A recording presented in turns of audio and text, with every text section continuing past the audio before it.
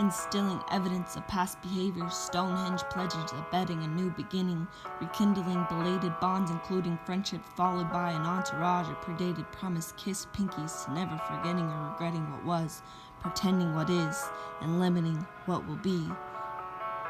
Thriving on relief, the end is near, so don't reappear in the mere hours of the night.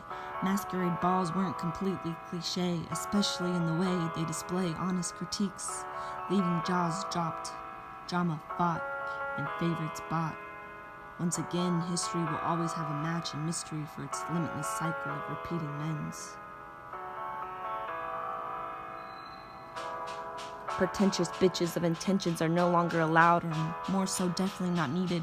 Innocence retraced at lines of reality, safeguarding us into the rhythms of who we encased, the whispered waves of energy that magnetically flows through our plastic veins. Oh, so blue. The tree branch lines ironically unsurprised, and once again still feeling the venom of hope and the overindulgent amount of glucose running amok within our iron-infused, penny-tasting blood cells. Pretend to not give any thoughts the chance to manifest and manipulate. Resentment and despite ridiculed the attitudes of every physical and mental scar, cultivating who you are. Leaving countless layers, prodding the mirage after mirage, relaying and reflecting what lies within the falsehoods like mirrored images, pretentiously depicting the definition of perfection, only to be judged by every selfish and selfless act you bestow. It's always oh so wrong no matter what you do, resulting in raised glasses chased after the big bird and her fuck yous to those of you who make a living off of another one's suffering, buffering their karma by donating to charities that they know not one thing it pertains to. Pre-planned landfills that inevitably gave me chills. Not only was it built with a purpose to a solution in which you can kiss that delusion goodbye to the other side where we were deprived the honest to God truth that will enrich your neurons inside your brains.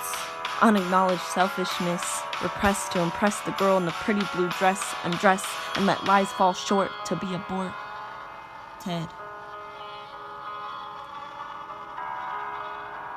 Maybe then killing things would become more acceptable when you are too lazy with crazy all the while being phased to nothing but being blazed.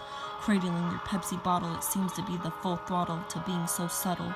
A newfound symbolism of compromise for your lies.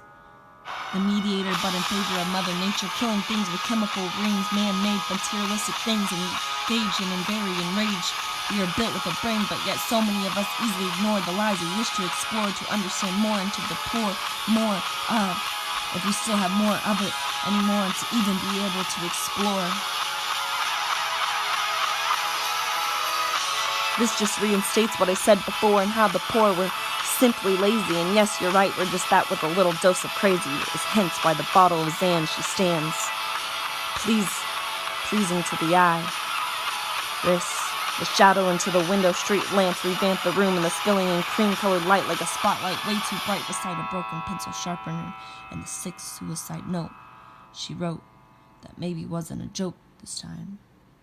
Gracefully swallowing Zanny the nanny, babysitting the inner terror she begins to air due to an overbooked schedule, now leveled out and unaware of the nightly demons awaiting her conscious devils to fall. Ready to play, they crawl and install the perfectly placed victim that your unforgettable prejudgments targets. Fat fingertips pointed in the direction of her whole ripped jeans, and not even stopping to once think, maybe, just maybe, she had to fight off her own personal traumatic beings that haunted and taunted her dreams with screams, sleep-deprived, needing to want to even feel like she even wanted to be alive and thrive.